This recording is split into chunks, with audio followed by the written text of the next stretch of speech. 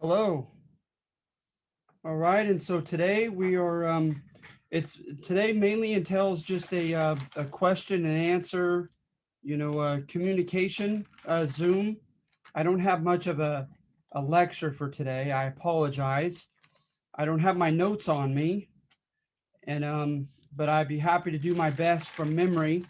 If you have any questions on any of the questions that I've asked for this week. Also, your class above all others, I want to assure you that, triaging you last to do your assignments. To be honest, it was the squeaky wheel getting the grease. I was getting a lot of pressure from my other classes. And I assure you, literally after this Zoom, beginning today, you guys are my next priority. You guys have been a wonderful class, and I mean that. I've really appreciated having you. And we're almost done, right? This is the last week, the last assignment. And then I will, of course, have a Zoom for our test 3/final that you should be able to find under modules. Please take a look at it. Uh, get yourself an early start on that. Please keep in mind the option to do the extra credit assignment. All right. And also I need to catch up on my Canvas messages as well. I apologize for that. And so as I'm getting your names down, are there any questions or comments? I have two questions. Sure. So the first one is, I saw that you put out a Zoom link for yesterday. That was by accident? Um, oh goodness. What was the Zoom just put on yesterday for last week for the civil rights?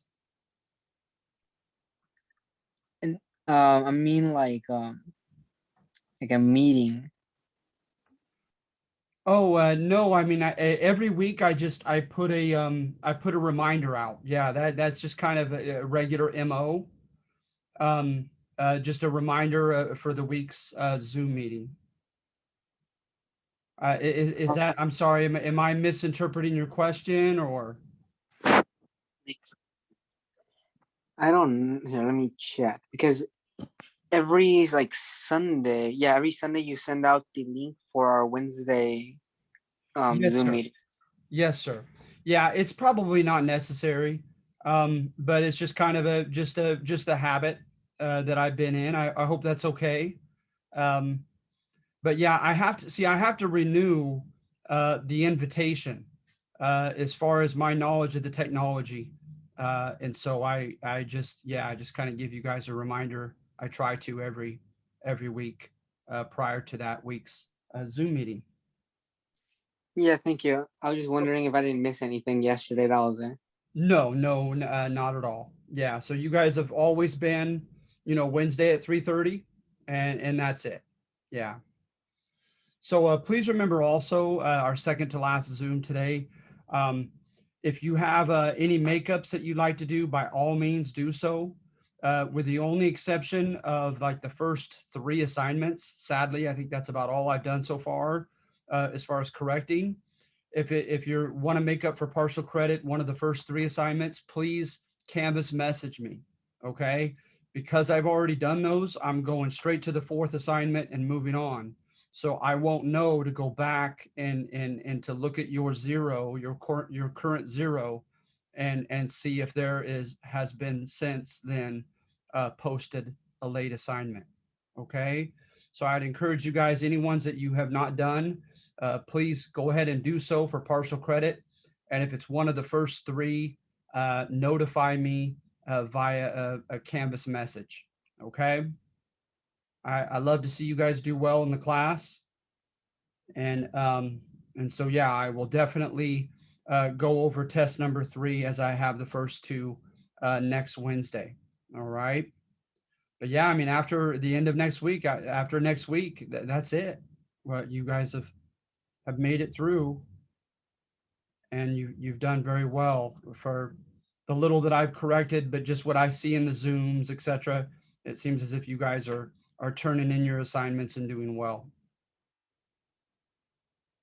All right. Yeah, Chris. Well, I was just gonna say, yeah, thank you for those compliments. I bet we all feel that way. No, well, honest to goodness, Chris, I don't say that in all my classes. I certainly, I don't have any complaints, nothing that really, is stands out in negative fashion in any of my classes. But at the same time, I don't say this in all my classes. I truly don't. You guys have been, you guys have been a great class. You really have. And so let me take a look real quickly. Early Cold War. Where are we here? Liberalism. Where's the one on liberalism? Before I forget, There we go. Thank you. Okay, so did you guys have you had the chance yet to read the introduction on the new left as an introduction to these? Remember, you're just choosing one of the five. I don't know if you have had a chance to read it yet. If you're leaning toward a particular one, so number one, right?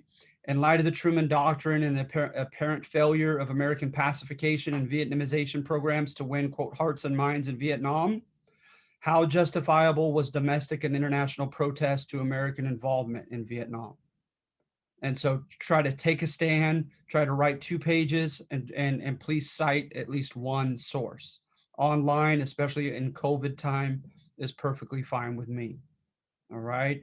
So hopefully you understand what I'm saying is just right in light of the fact that we didn't seem to win over the at least the Southern Vietnamese, hearts and minds, and our objective failed. Right. We did not keep North Vietnam under Ho Chi Minh and the communist regime from absorbing South Vietnam and making it communist.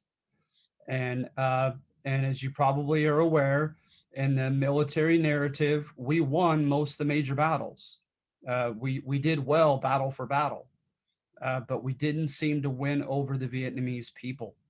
The Tet Offensive, other examples arose as very glaring symbols of our unpopularity in Vietnam and the popularity of the Communist Party by way of a tangible barometer that you could use was the Viet Cong, their Southern allies that we were supposed to be fighting for and protecting, right, by way of the Truman Doctrine, fighting actually against us rather than with us. And when we tried to put it in the Vietnamese hands to fight their own battle, it didn't last long at all. So in light of that, it's not about losing, it's about our unpopularity.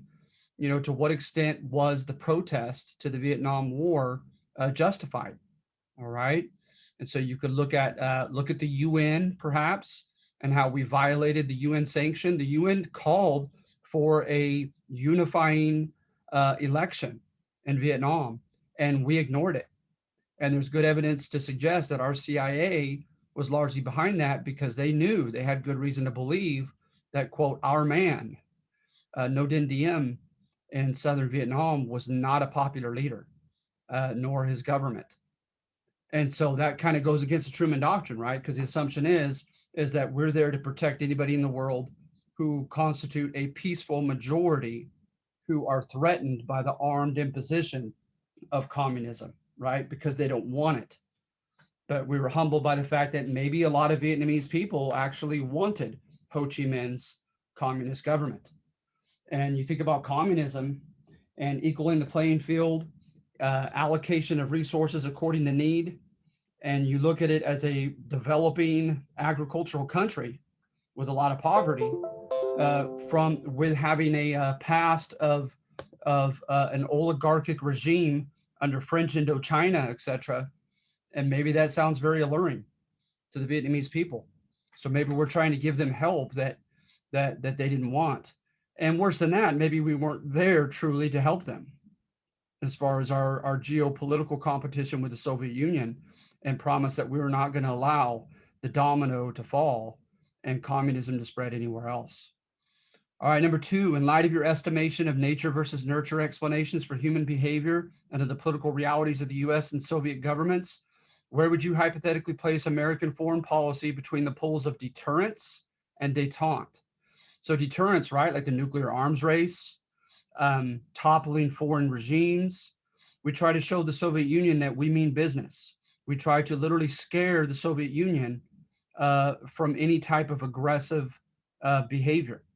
And then détente was practiced, right? It was a term used during Nixon's administration where they tried to relax tension.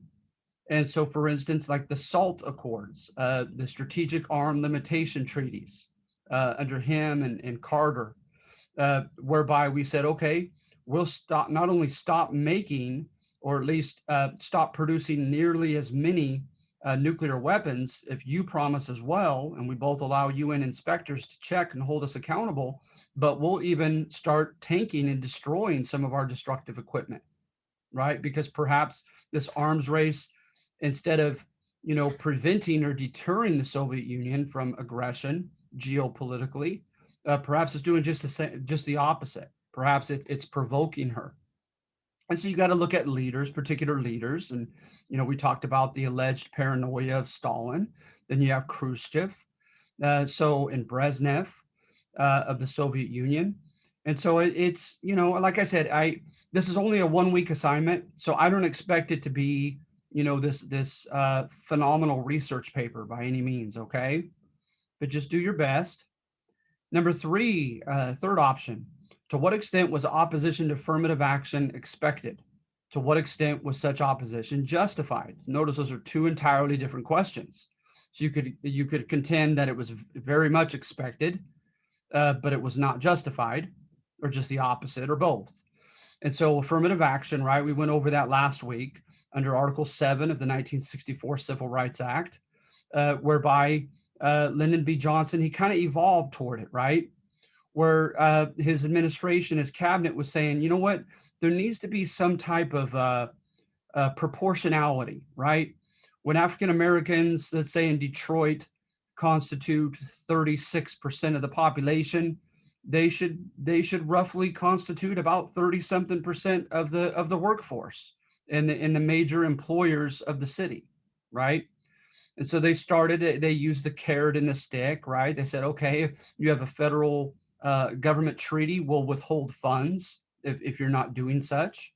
And then the carrot will grant you lucrative treaties and will subsidize you in several ways and reward you for doing such. And then, of course, also with a carrot with a stick is they got the Justice Department involved, and they could sue you. They could bring it to court. And then what was controversial too is that it wasn't just that you could not discriminate on race or color, as far as your criteria. Your criteria might be squeaky clean, as far as, innately, just in and of itself. Like, for instance, whoever has the highest GPA and the highest SAT scores or GRE scores, whoever can scores the highest on our aptitude test, right, or whatever it might be. But they said that's not enough. We must deal with results. That even if your criteria seems to be colorblind, but African Americans are not hitting that criteria, then you have to do something to change that, right?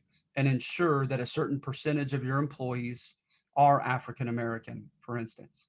So hence, right, you had from the very beginning in the Senate committee meetings with the presidential cabinet of LBJ, they were furious, and they contended that this was reverse discrimination, that it was an oxymoron, that the 64 Civil Rights Act stated that you shall not discriminate, treat someone in a special way, good or bad, based upon color or race, etc.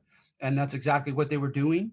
And then, of course, right, at the Howard University, LBJ gave his famous speech whereby he stated that he utilized sociology and said that, African Americans are caught up in a culture of poverty from which they cannot extricate themselves, and they need that extra boost.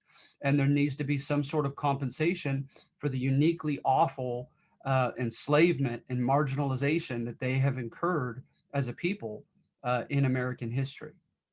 And so I think that's a fascinating subject you have to choose from. And then number 4, feminist movement leaders of the 60s and 70s arguably took bolder steps and demanded more far-reaching goals than had their predecessors. To what extent were such bold methods and goals necessary? To what extent were they justified? Okay. And so, again, so you look at some of the movements, right, for, of course, right, for better political representation and participation. That was kind of a standard going back to the 1800s goal. Um, the goal of being better represented in the economy, especially outside of pink collar jobs, of feminine determined jobs, right? Like being business executives or engineers, etc. Right?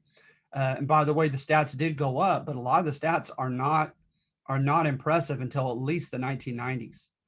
But at any rate, right, some of those are still kind of, except for the latter, somewhat standard, right? But then they contended also, hey, we want the right to be able to freely divorce without fault. We want to have the right to abort children if we get pregnant and we don't want that pregnancy. We have the right to engage in free love with the counterculture movement. Uh, so some of their goals and their methods, etc. The burning of the bras, the protesting of the Miss America pageant, etc. They in some ways they made even bolder, more dramatic steps and sought goals.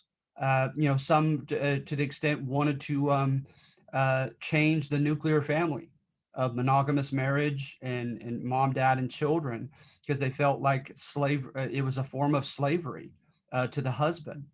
And so, like I said, I mean, just look at some figures. Gloria Steinem was a big one, starting it off. The Betty Friedan's feminine mystique, and then you look at some of the other, like I said, the counterculture movement, the sexual revolution. I think you'll find it interesting. And then number 5, liberal Supreme Court justices in some instances overtly had a liberal crusade in mind to empower numerically small demographics from popular prejudice and what they perceived to be outdated traditional societal norms and values. Norms, right? What's right and wrong concerning behavior, right?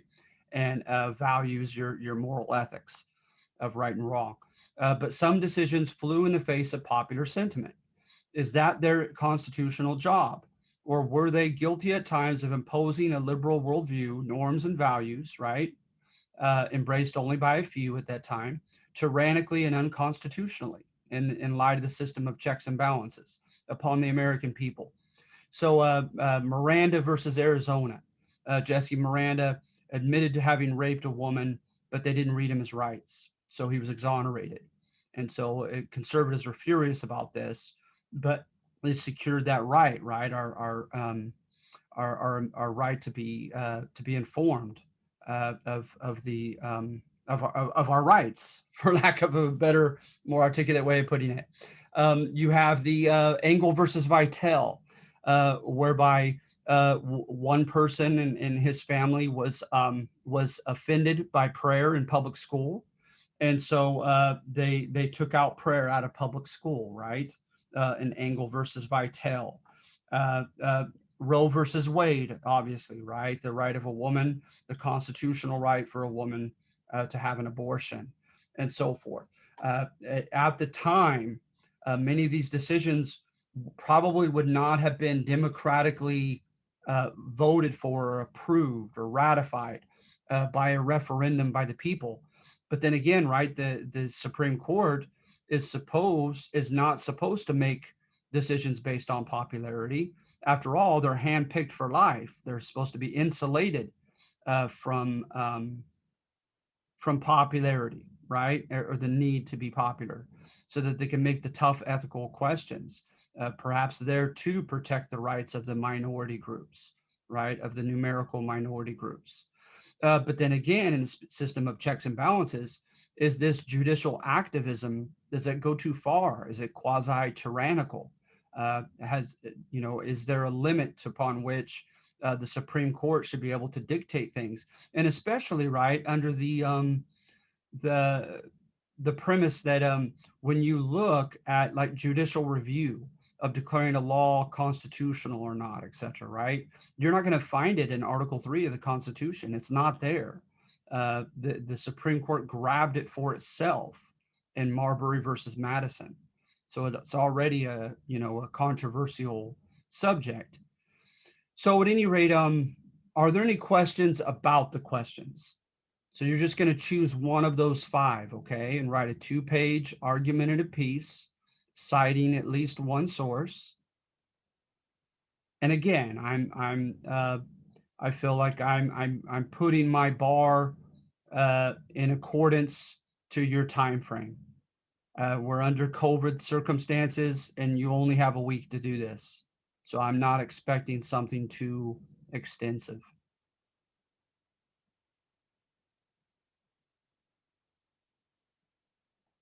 I think it's perfectly clear right now. Okay, good. Thank you. I appreciate that. Anybody else? Yeah, I've already chosen mine. I'm good on that.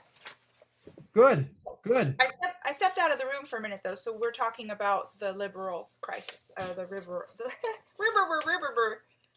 Yeah, the assignment, right? that's right. That's right. Okay. So yeah, Paulie, I just finished the 5th question.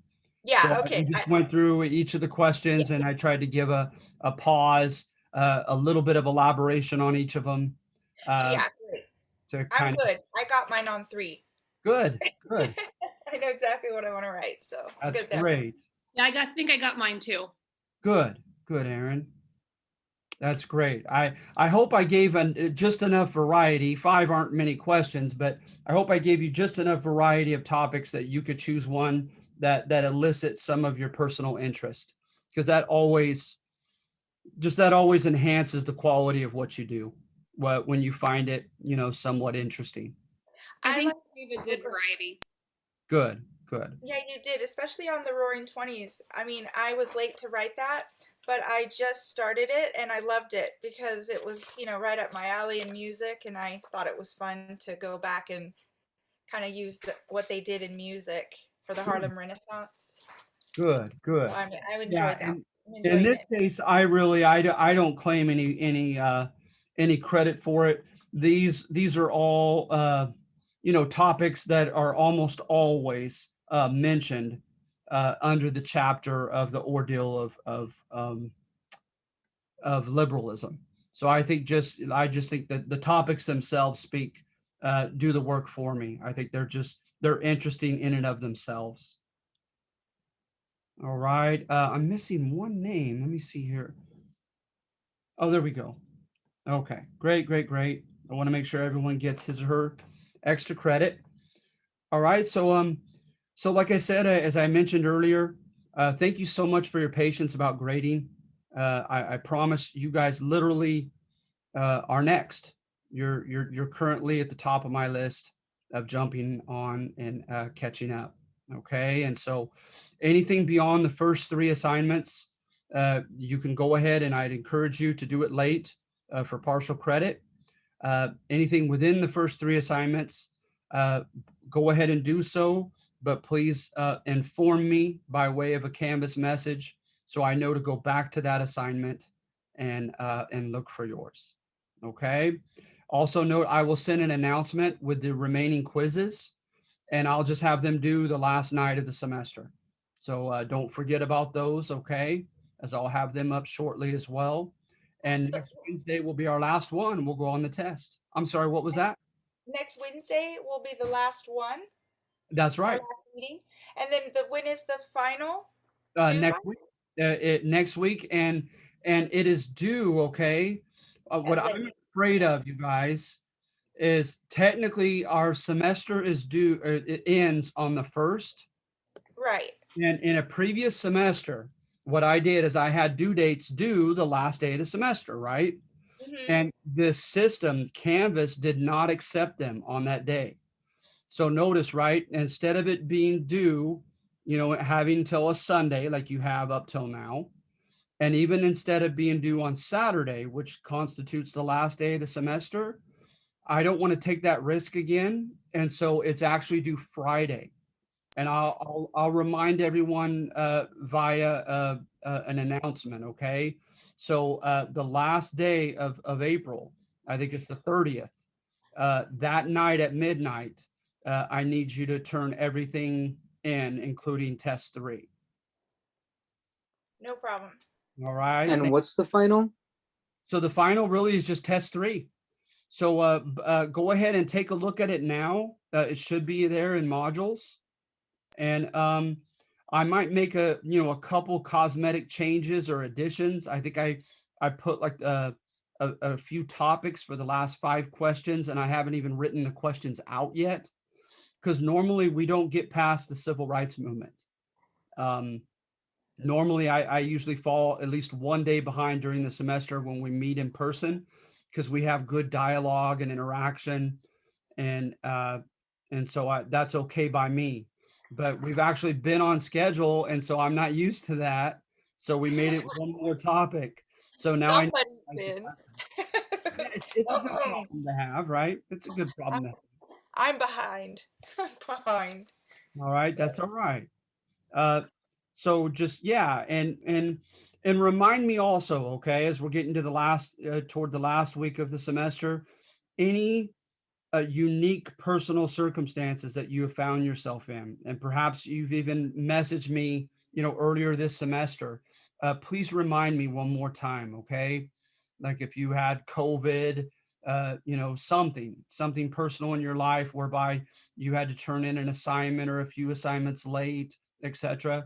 I'll literally, what I do at the end of the semester is I keep a sheet of paper and put personal notes with students' names to remind myself and to consider that as I'm computing final grades. Okay. And so, yeah, please, just any last minute communication, despite the fact that I have been so remiss lately in the Canvas message department, please go ahead and continue to trust that I will have gone through every message prior to putting in the grades. Okay. Wonderful. Okay, I'm gonna do that. I have to message you about a few things, so I Absolutely. I will do that in Canvas then.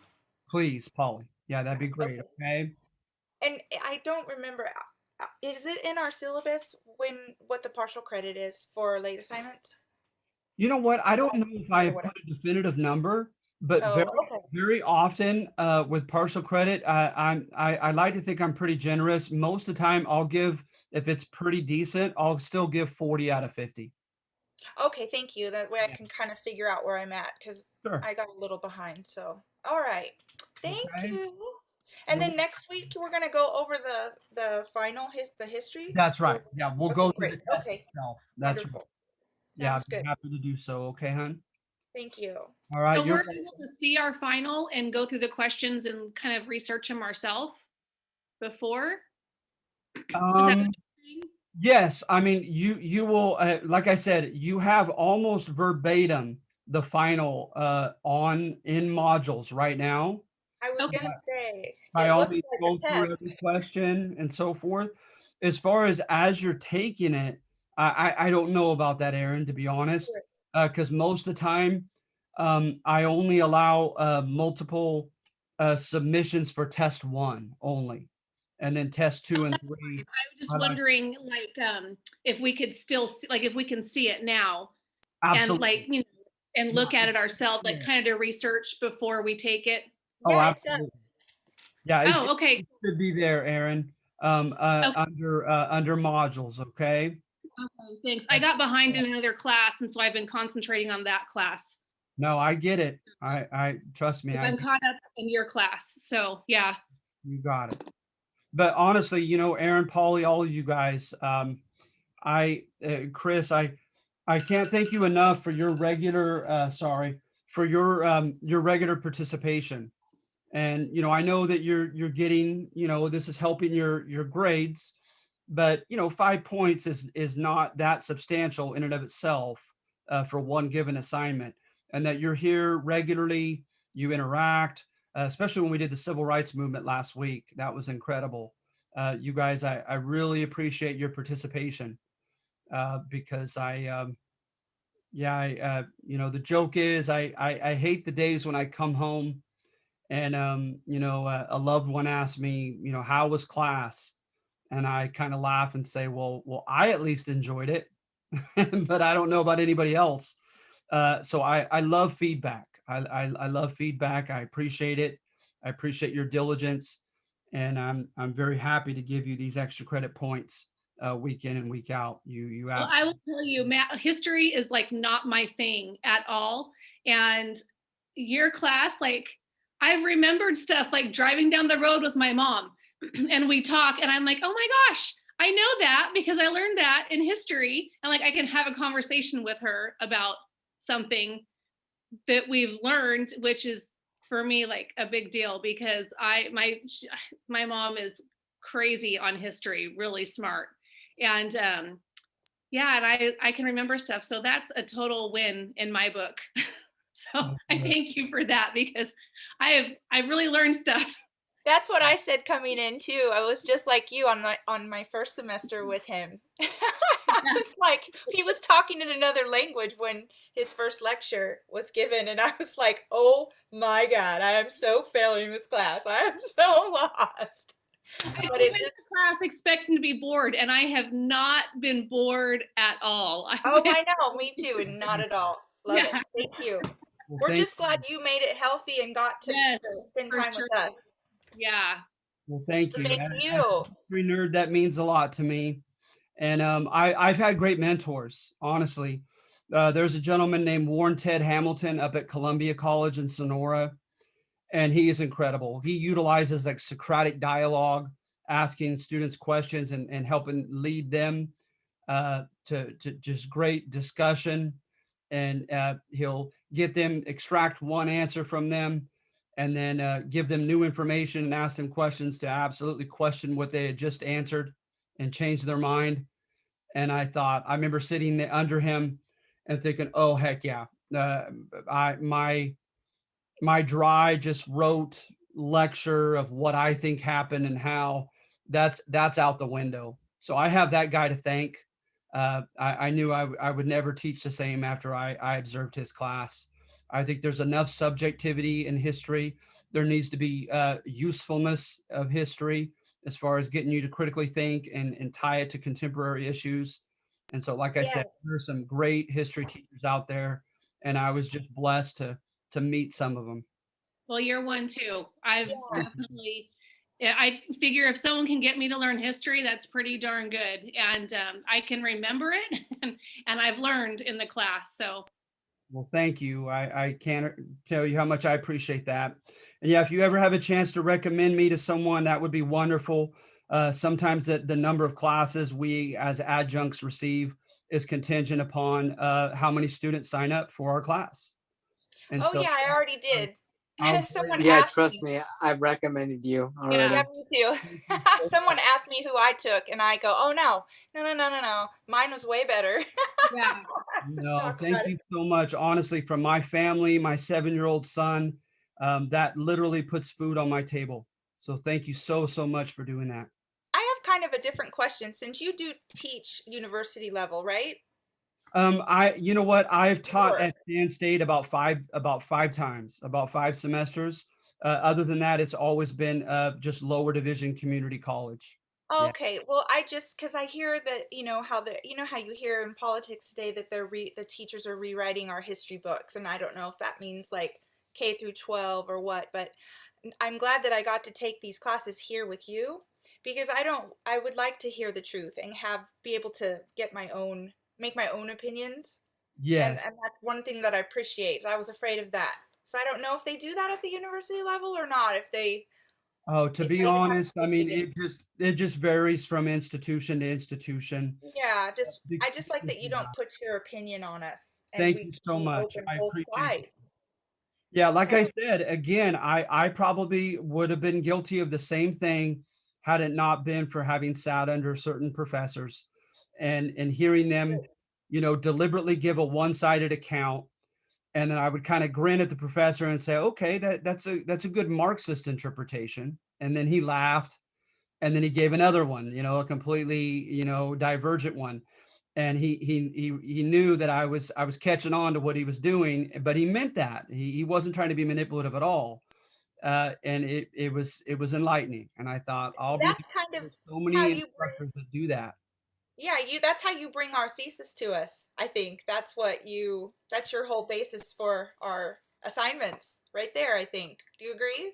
Yes, no, absolutely. Yeah, lot of those numbers literally were a one-sided lecture I sat under, or a very opinionated book that I read.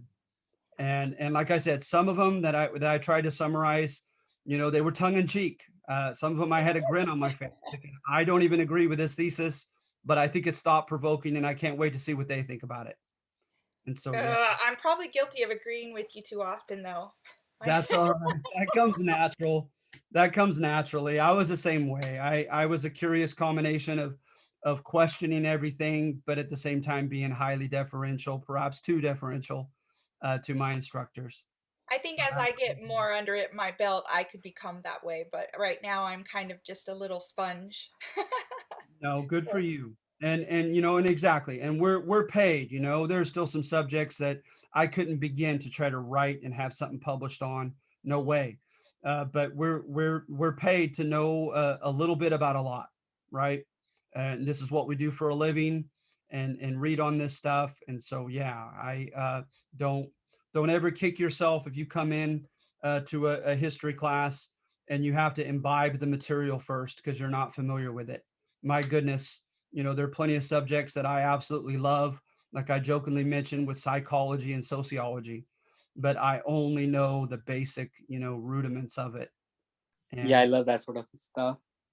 good for you, Chris. I think that is so, I think it's so useful for life and in a myriad of ways, not to mention, even what career you might choose. And so good for you, Chris. I'd love to see you major in something like that and use it in your career. But Yeah, thank you. but yeah, you honestly, you guys, again, I don't have to say it. I've really exceptionally enjoyed this class. You guys are great. I wish you well when it's done. I'm honestly gonna miss you guys after next week. I'm genuinely saddened at the thought of us only having one more after this. But thank you for being here. I wish you well. Finish strongly. Okay, we're almost done, and we'll go ahead and call it a day for today. Okay, and I'll see you one last time on Wednesday, and we'll go over that final so we can kick its butt. Thank you so much. All right, thank you, Aaron. Thank all of you, and I mean that. You guys are wonderful. sounds good. Thank you. All right, thank you, Paula. You Okay, guys have a good day. Okay. you two try and check your canvas because I gotta tell you, I gotta talk to you about something. Okay. You got it, Paulie. Okay. All Thank you right, so thank you. much. Okay, you're no Okay. problem. Bye bye.